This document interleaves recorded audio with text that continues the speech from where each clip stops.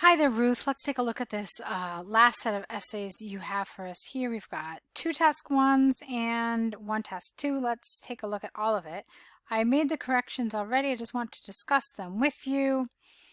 Okay, here. I know you had a hard time with the flowchart. You asked for a sample. I'll see what I can get for you as we don't have like an official one ready. What this really is you've got so many different pieces of information here that this is really all about grouping. So figuring out like with like and so forth and making comparisons where relevant. So let me tell you how I always start this particular one. I start with an introduction, obviously like yours, saying that the flowchart illustrates how different teas are created from tea leaves, as well as how scented teas are made from those teas. Done. That's my introduction. Then I would write my overview.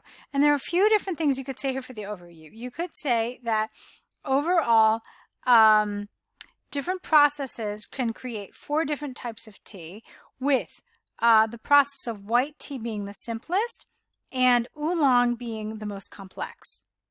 That's probably what I would do for my overview, but I've also added a couple of different things that you could have said here. Okay, so oops, wait, let's go back. So after I say my overview, my introduction to my overview, then I would go to the similarities. And then the similarity is this: all 4 teas, specifically white, green, oolong, and black, start with sorting and cleaning. After this, their steps differ somewhat. They are all similar in their last step, which is drying. Okay, so these are the 2 common steps that they both have. So I would say that the first step and the last step for the 4 different tea types is the same. Specifically, they are all first sorted and cleaned, and their last stage is all drying. For all of them is drying. Then I would say white tea has only one in between step, which is steaming, and then you're done with white tea. Get out of there and move on. Green tea, actually, no, I wouldn't say that. I would say the remaining teas, green, oolong, and black tea, share the same next step, which is withering. You don't have to say offering, don't go into that detail, but you can say that they are all withered. Okay? Then green tea must be pan-fried, steamed, or fired, and then it can be rolled and shaped or dried as its last step. Then you're done with green tea. Then you can talk about oolong and black and say, oolong and black tea, after being withered, may be both rolled, but oolong can be shaken, and black tea can also be cut into strips. Is that what it says? Oh, rolling into strips or cut. Okay, or can be cut. You can just say that. Both oolong and black tea have a similar next step, which is fermentation.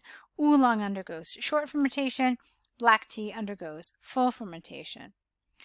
The next step for black tea is firing in order to dry. In contrast, oolong is pan-fried before drying. Then you're done. Then you talk about the scented tea. So you can say, of the 4 tea types, only green, oolong, and black tea are used for scented tea.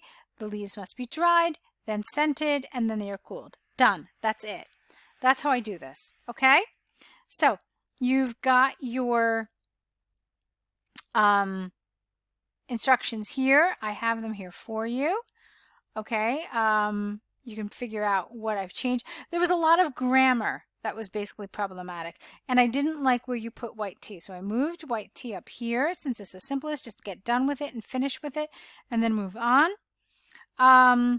Again, I would have also moved green tea, but I chose not to do it. So just here, this is one of those occasions where it's okay to go in order. I would start with white, then I would start with green, which is fairly simple, and then these 2 have the most overlap, so I would spend some time talking about these 2 together later. All right, so you can see the mistakes, you can see the corrections that I've made. There's not really much to talk about. It's basically grammar, so I don't want to spend more time about it. But I do want to talk about this, and this is super important here. It's a flow chart, but it still needs an overview. You didn't have one. And so what I've done here is I've given you 3 different choices as to what you could have had for an overview.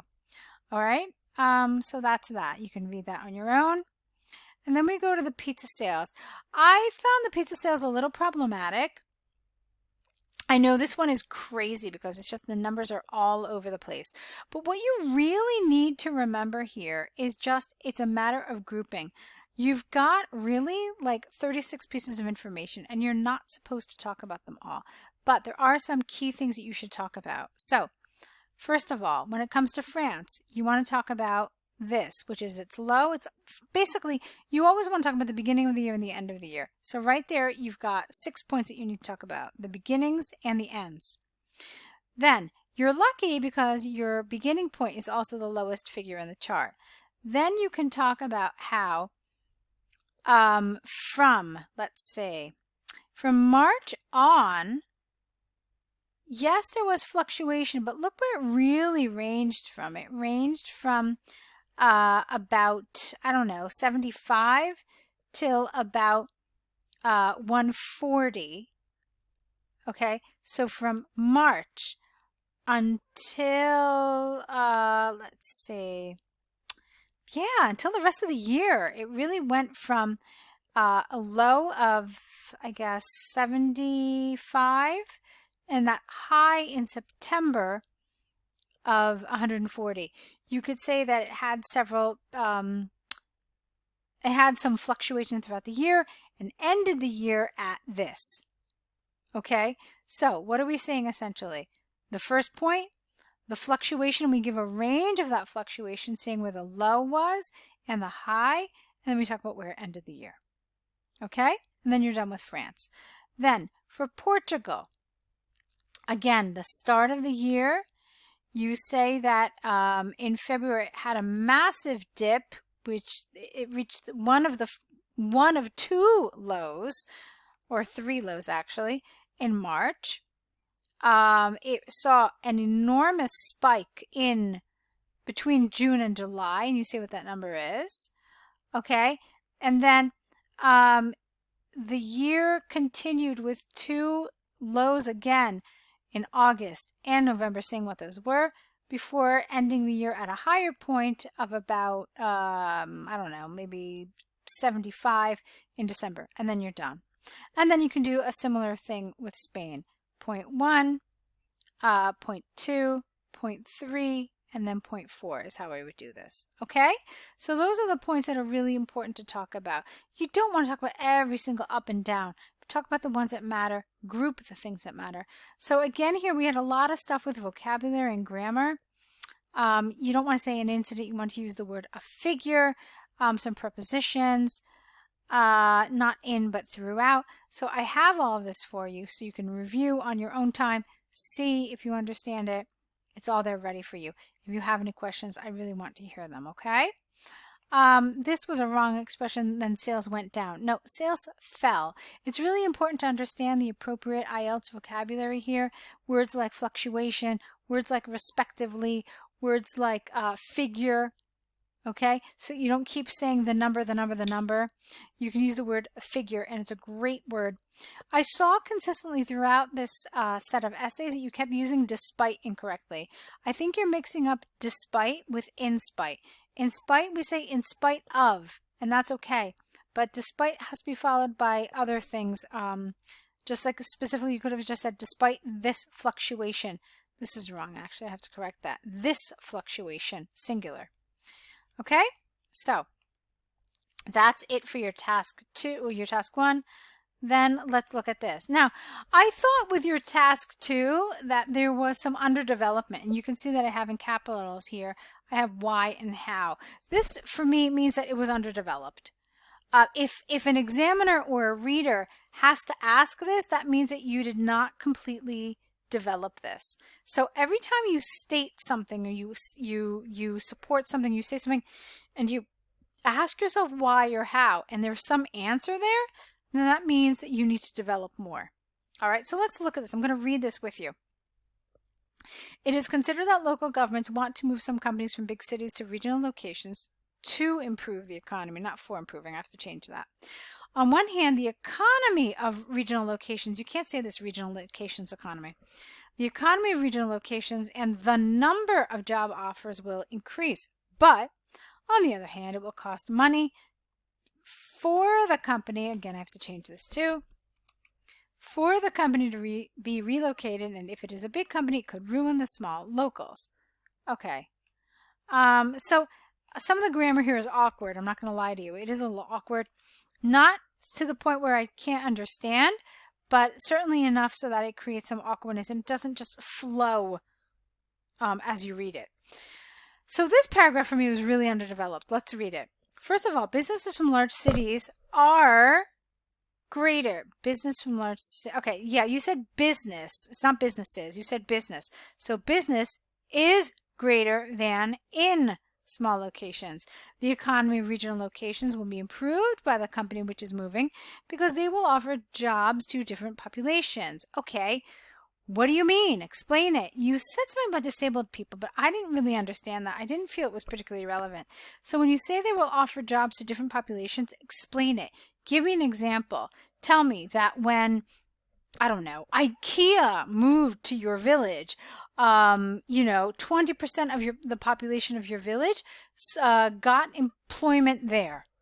Okay, do you see what I'm saying? So explain it with examples or give some sort of figures, explain it, develop it, but develop it, okay? Another example is that they would increase the consumption of other regional shops and they would decrease the unemployment list. What do you mean? Are you trying to tell me that the people who are working at the new IKEA would shop at the other businesses in that regional location? Explain it to me. Go a little further. Don't expect me to understand what you are thinking, okay? We don't, in English language essays, you should never make the reader guess or assume. You have to spell out everything so that your reader knows exactly what your viewpoint is and not what the reader thinks your viewpoint might be. So explain it. That's why I have this huge why here and this how. So this absolutely 100% needed to be developed. And so it's a paragraph that needed work for me, okay? Definitely needed some work. It definitely needed you to include more information. All right, so however, if the company which is moving is very big or popular, it could ruin the regional shops. You know I don't like the word big. I disagree with it. It's too basic, too simple, too elementary. So there are other ways you could say this. This is a drawback because small local shops could close or be affected by the loss of their customers. You had something else here. It was awkward. For example, my mother's friend had to close her small market in the village because a big shopping center was moved to the same road of her small business. Customers started to buy more fruits and vegetables in the supermarket that was located in the shopping center because there were fruits from other countries, more varieties, and the closing time was later than the small market. On the other hand, my mother's friend had fresh fruits and vegetables and knew every customer by their name and gave individual attention one by one. What's the point? It sounds to me like if you want variety, you go to the big supermarket. If you want the person to know you and to, understand your needs and, what have you, then you go to the small grocer. So I don't understand why you have this comparison. And even if I do understand, it's not enough for me to understand. The point is that you have to explain to your reader why you are making this comparison. All right, you were saying that she had to close her small market, but here you're telling us that she had fresh vegetables and she knew their name. So I don't really understand what this point of this sentence is. You already told us that she had to close. Okay, so maybe you could have taken this sentence and phrased it a little differently. Maybe you could have said, my mother's friend did not have these benefits. Instead, she had personalized attention to her clientele, but it wasn't enough to keep her business open. So something like that would make it clear to us why you're making this comparison. Because when I got to the sentence, I really wasn't sure what you were trying to tell us. So let's move on. In conclusion, despite the decision of the government to move some companies to regional places, there are a few disadvantages in this situation, actually. See, when I do it a second time, so much more information comes out. To this action that would affect some small business employers. All right, so that's your set, Ruth. There's still work that I want to see happening in these essays. I know you're really swamped. I know you're working in healthcare and you're super, super busy. I get it. I know. But there is still progress that you need to make. There are a lot of mistakes grammatically, which for me is one of the prominent problems with these with this set of essays. But it's also task achievement. You can see here how much we analyzed it just in this video alone, that there's definitely work that needs to be done in terms of task achievement. You're going to get a link in this email to sign up for some more essay corrections. I'd like to see you take it if you can. Do it at the pace that works for you. But I really want to see you continuing to improve. Also, review all of the things that we've been doing, all the essays that we've done together, and try to kind of understand what's going wrong. And grammar is going to take some work on your own to fix. We're happy to recommend some resources and so forth here on the site.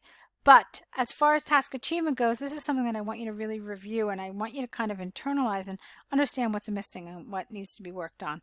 Okay? So I hope to see more essays from you. I hope to see you signing up for another package with us. I want to wish you lots of luck. Do let us know what you decide to do either way, okay? Good luck to you.